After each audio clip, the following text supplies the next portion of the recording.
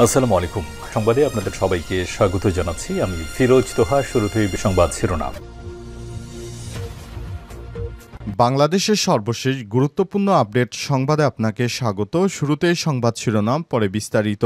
প্রথমে জানাবো, যারা কুমিল্লার নাম মুছে দিতে চেয়েছিল তাদের নামই মুছে গেছে বললেন শারজিস আলম।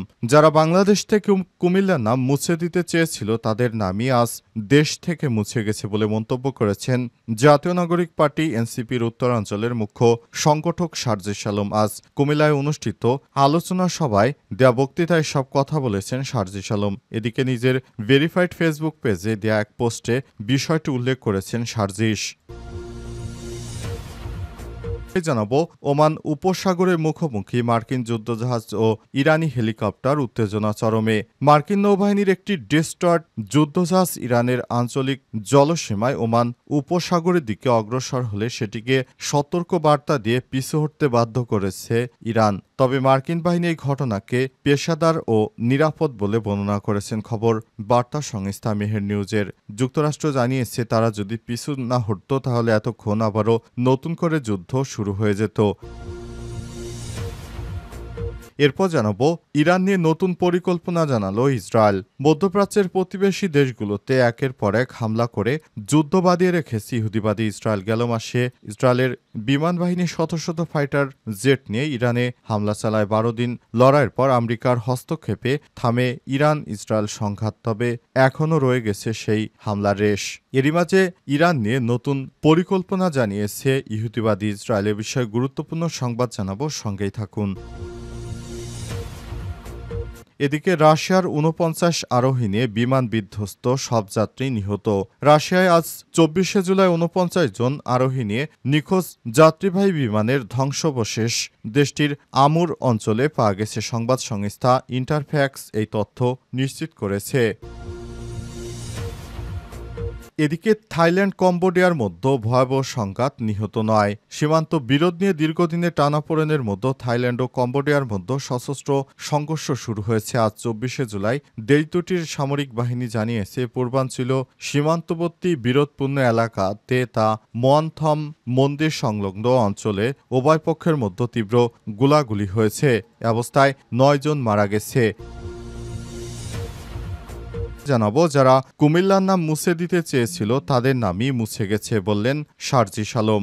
যারা বাংলাদেশ থেকে কুমিল্লার নাম মুছে দিতে চেয়েছিল তাদের নামই আজ দেশ থেকে মুছে গেছে বলে মন্তব্য করেছেন জাতীয় নাগরিক পার্টি এনসিপির উত্তরাঞ্চলের মুখ্য সংগঠক শারজিস আলম। আজ কুমিল্লায় অনুষ্ঠিত আলোচনা সভায় দেয়া বক্তৃতায় সব কথা বলেছেন শারজিস আলম। এদিকে নিজের ভেরিফাইড ফেসবুক পেজে দেয়া এক পোস্টে বিষয়টি উল্লেখ করেছেন শারজিস আলম। ওই সময় পোস্ট জুলাই আন্দোলনের সহযোদ্ধা হাসনাত আবদুল্লাহ, আসিফ মাহমুদ, সজীব ভুঁইয়া, আবু বাকের মজুমদার, রিফাত রশিদের নাম উল্লেখ করেছেন এবং বলেছেন, তাদের মতো বিপ্লবীদের কুমিল্লা থেকে আজকে শোক র্যালি এবং শোকসভা অনুষ্ঠিত হয়েছে। এদিকে শারজিস ও এনসিপির নেতারা বৃহস্পতিবার তাদের দলীয় কর্মসূচি জুলাই পদযাত্রার অংশ হিসেবে ব্রাহ্মণবাড়িয়া, হবিগঞ্জ জেলা সফর করেছেন। তারা জানিয়েছেন কিভাবে তারা আগামীতে বাংলাদেশ বিনির্মাণ করতে চায় এবং তারা কিভাবে তাদের ভবিষ্যৎ পরিকল্পনা নির্ধারণ করতে চায়, বিষয়টি তারা খুব ভালোভাবে জানাতে চায় এবং অন্তর্বর্তীকালীন সরকারের প্রধান উপদেষ্টার নির্দেশে বাংলাদেশ কিভাবে সুষ্ঠু ও সুন্দরভাবে পরিচালনা করা যায়, বিভিন্ন বিষয় নিয়ে তারা আলাপ আলোচনা করেছে। ভবিষ্যতে বাংলাদেশের রাজনীতি কোন দিকে যাবে এবং তরুণরা কিভাবে বাংলাদেশের জন্য আগামীতে নতুন ধরনের বন্দোবস্ত নিয়ে আসবে, সব বিষয় নিয়ে শারজিস আলম কথা বলেছেন। এছাড়াও একটি দল চাঁদাবাজি করে দেশটাকে আবারও ধ্বংসের দ্বার প্রান্তে নিয়ে এসেছে বলে উল্লেখ করে এনসিপি নেতারা বলেছেন, যারা বিগত 17 বছর একটি কথা বলার সাহস পায়নি, তারা কিভাবে এখন বড় বড় কথা বলে। বিদেশ থেকেও ষড়যন্ত্র করা হচ্ছে। ওমান উপসাগরে মুখোমুখি মার্কিন যুদ্ধজাহাজ এবং ইরানি হেলিকপ্টার, উত্তেজনা চরমে।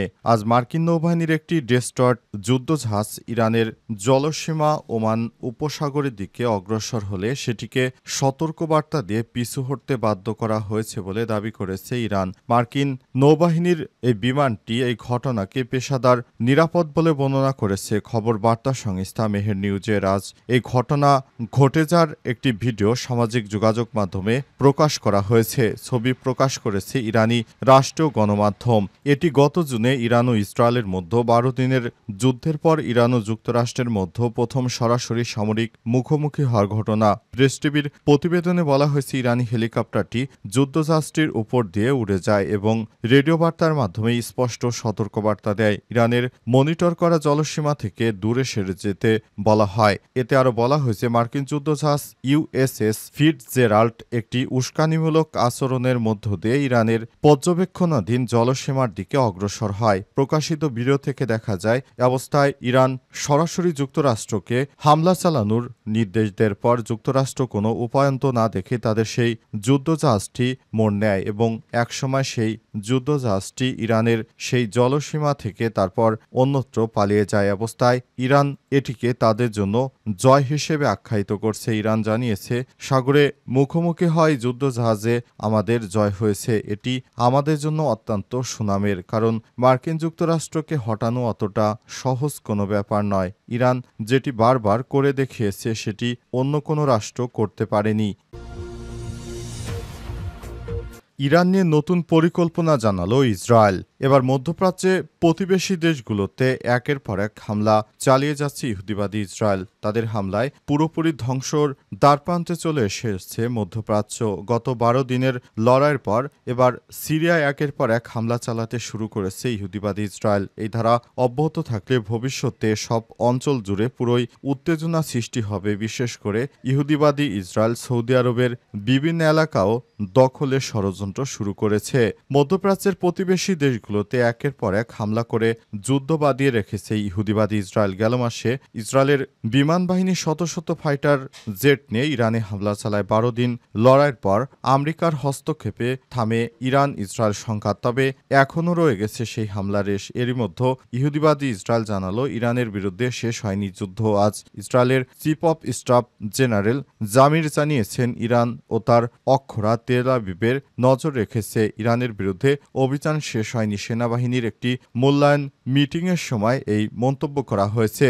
এমনকি ব্যাপক মাত্রায় সমন্বিত অভিযানের জন্য সেনাবাহিনী প্রস্তুত থাকারও নির্দেশনা দিয়েছে ইসরায়েলের এই কর্মকর্তা। তিনি জানান, ইসরায়েলি বাহিনী সিরিয়া এবং লেবানন সেনাবাহিনীকেও প্রস্তুত থাকার নির্দেশ দিয়েছে। তিনি আরও জানান, ইসরায়েলি বাহিনী সিরিয়া ও লেবাননের প্রতিরোধ যোদ্ধাদের দুর্বল করতে কাজ করে যাবে, পাশাপাশি তাদের কৌশলগত সক্ষমতা অর্জনেও বাধা দেবে। পশ্চিম তীর ও গাজায় নিজেদের অভিযান চালিয়ে যাবার কথা জানিয়েছে ইয়ার জামিল। তিনি আর বলেছেন, আমরা যতক্ষণ পর্যন্ত আমাদের নিরাপত্তা মনে হয় ঠিক হয়নি ততক্ষণ পর্যন্ত মুসলিম দেশগুলোতে হামলা চালিয়ে যাব।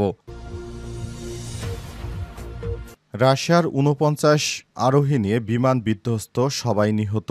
রাশিয়ায় বৃহস্পতিবার 24শে জুলাই 49 জন আরোহী নিয়ে নিখোঁজ যাত্রীবাহী বিমানের ধ্বংসাবশেষ দেশটির আমুর অঞ্চলে বনে পাওয়া গেছে। সংবাদ সংস্থা ইন্টারফ্যাক্স এই তথ্য নিশ্চিত করেছে। উদ্ধারকর্মীরা জ্বলন্ত অবস্থায় বিমানের ধ্বংসাবশেষ খুঁজে পেয়েছেন বলে জরুরি ব্যবস্থাপনা মন্ত্রণালয় নিশ্চিত করেছে। দেশটির স্থানীয় সংবাদ মাধ্যমগুলো বলছে, প্রাথমিক তথ্য অনুযায়ী বিমান বিধ্বস্তের ঘটনায় কারো বেঁচে থাকার সম্ভাবনা নেই। আজ রাশিয়ার এই বিমানটি স্থানীয় বিমান।